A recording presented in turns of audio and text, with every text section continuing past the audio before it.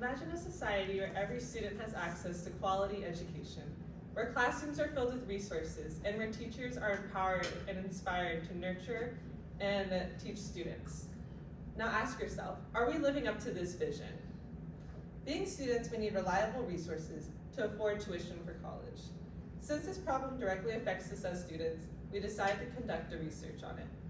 Adequate school funding is crucial for ensuring equitable education, sufficient resources, and the well-being of students in college. In this speech, we will shed light on why we need more funds, the current financial situation at Ohlone, issues due to lack of sufficient funds, and then the action plan we have for improvement.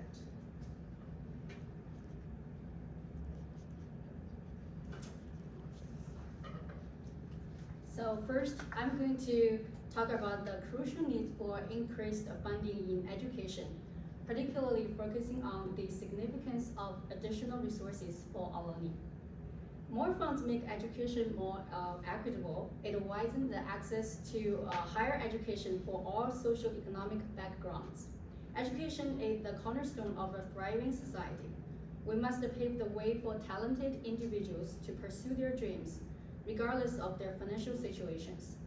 By providing adequate funds, we can create a level playing field, allowing everyone to benefit from the power of education.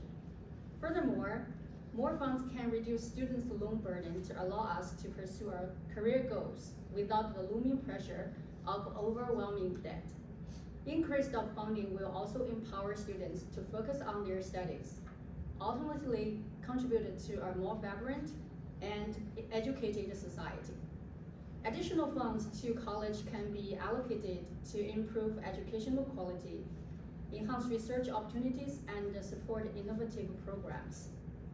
More funds allow schools to invest in better infrastructure, technology, and educational resources, as well as qualified teachers and staff. This, in turn, improves the overall quality of education, providing students with a more enriching and effective learning experiences. A well-funded college environment ensures special education and support services. The increased funds will allow schools to provide tailored education plans, specialized staff, and necessary accommodations to ensure the success of all students. Allocating additional funds to college is not merely an investment in the infrastructure, it is an investment in the future. And now it comes to why more funding is needed for Ohlone. Insufficient budget may bring some noticeable issues.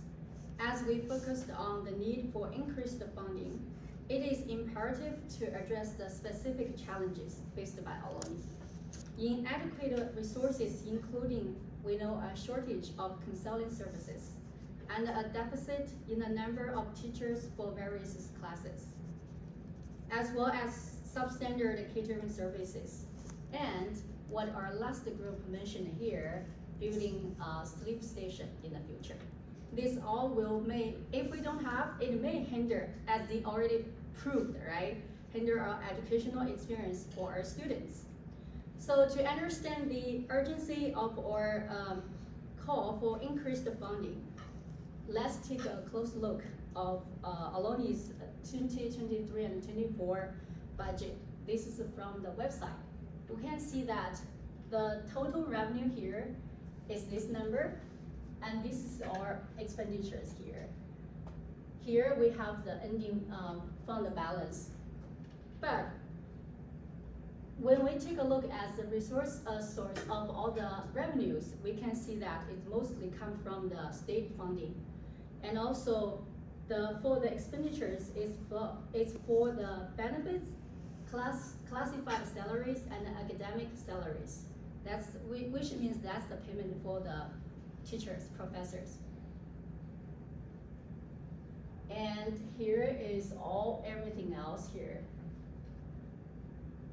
But when I take a look at the Foothill De Anza Community College here, their total revenue is $226.95 million, and the total expenditure is $229.08 million. We can make a comparison here, it's like much more than we do have. And also, they got this like their sources. Next one, not only because this, when I checked their 114 pages of their budget, I found that there is actually a special fund called the dining program they provided on campus. But for here, I don't think we have that. And I also make another comparison to San Mateo County Community College. This is numbers is even higher than ours, and also the Dianza one. And that's the total number. They spend all the money to their, like all the expenditures there. And because of this, they even provide this free community colleges strategic initiative, which is they call a Promise Scholar programs.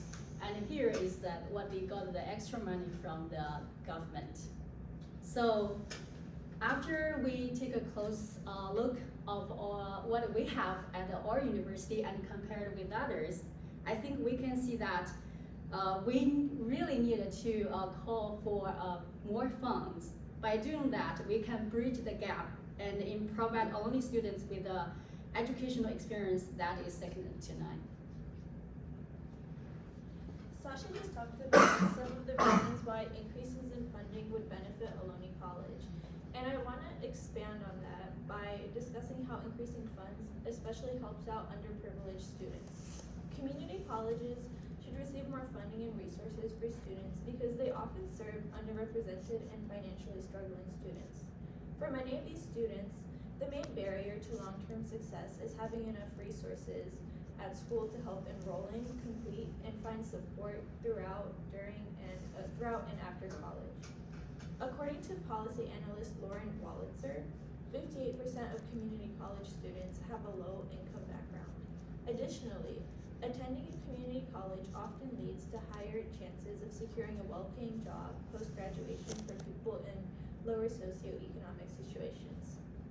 Low-income students are more likely to start their education at a community college, and according to CalMatters, transferring opens up the door to bachelor's degrees for a more diverse population of students.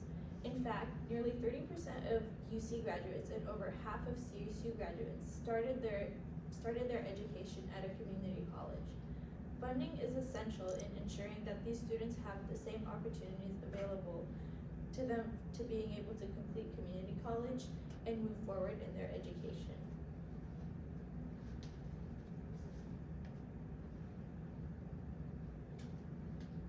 The importance of school counseling has a significant impact on the academic, social, and emotional well-being of students. Based on the article, School Counseling College by Brian J. and al., counselors must provide several goals such as an academic counseling and development, providing help with job seeking, personal and social counseling and development, or college post-secondary admissions counseling. According to the Ohlone website, as of the 2023 to 2024 school year, Ohlone College has only 21 counselors and 9,060 students. If we divided the amount of counselors there are to each student, each counselor would be in charge of taking care of 431 students. There is an urgent need for additional counseling due to the number of students who require assistance. Because of this, due to the high quantity of student counseling, it isn't as personal or as one-on-one. As seen in the article, School Counseling College by Brian J. and al., school counselors have a positive impact on students in need of assistance on college admissions, financial aid, career aspirations, applying for college, and college enrollment. By having counselors available for students, this can lead to an increase in academic performance, social and emotional development, and a positive school environment. Students would have improved assistance with college applications and guidance on course selections, leading to improvement in academic performance. Counselors promote empathy and understanding and encourage healthy relationships among students and others. The general social and emotional atmosphere of the school will be enhanced by providing emotional support for the students. Now that I've discussed the need for counseling improvement, we will now discuss how having better financial aid and resources is essential to the student well-being on campus. Isabella just discussed the need for counseling improvement, and now I will talk about how having better financial aid and resources is needed for student well-being on campus. Expanding school funding would increase the resources available for all of the students at Ohlone. For example, many students at Ohlone are commuter students, and they spend most of their day on campus. Dining hall food is extremely expensive, which leads many students having to go off campus to eat at a cheaper and unhealthier place. According to a 2014 article studying the amount of fast food consumed by students, college students are often at risk of unhealthy eating habits due to the availability of multiple quick service and fast food restaurants off campus. If Ohlone College had more funding, it would be a lot easier for all students to access healthy meals in the dining hall. School funding should also be increased because many classes online or on campus come with hidden costs that are not included in the initial tuition payment. Teachers often require students to purchase online textbooks or other programs at an additional cost to be part of a class. For example, for this communications class, we all had to purchase a $30 communications manual.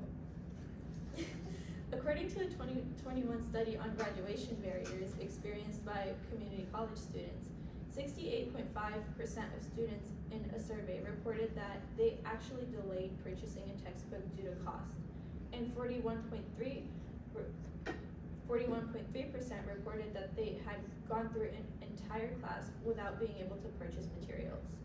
From the same group, 15.8% reported having failed a course due to being unable to afford the required materials.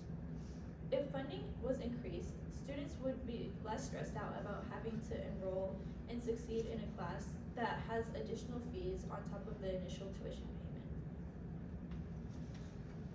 payment. We discussed why community colleges need more funding and why and how they will greatly benefit students. But how can we get involved and make a change? Voting is an effective way to influence government decision-making that young adults are not taking advantage of.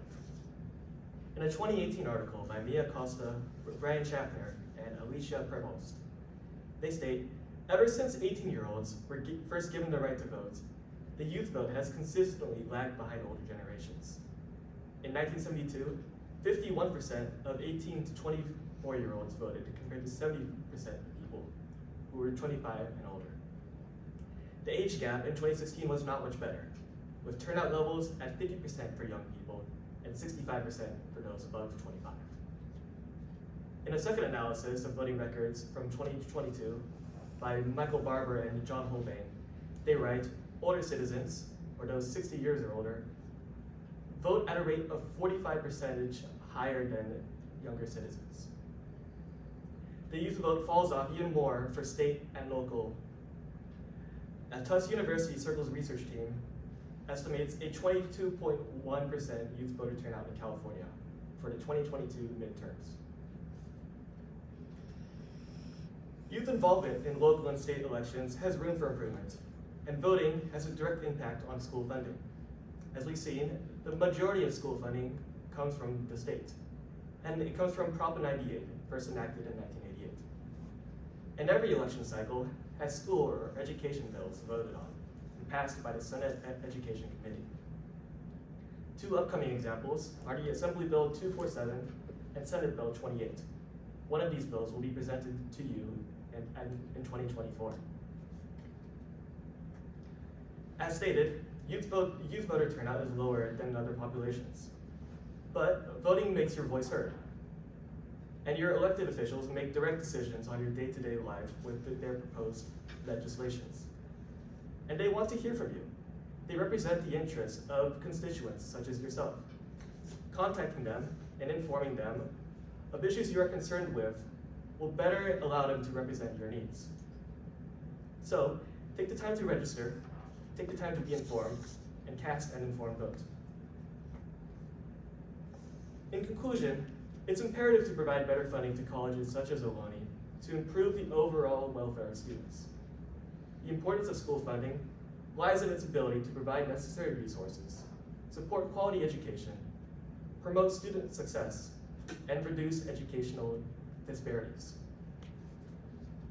We must take action to increase school funding and better students' lives. Take the time to be involved and vote in local and state decisions that affect college funding, and in turn, your own success as a student. Together, let us advocate for increased investments in our schools to secure a brighter future for our students. Thank you.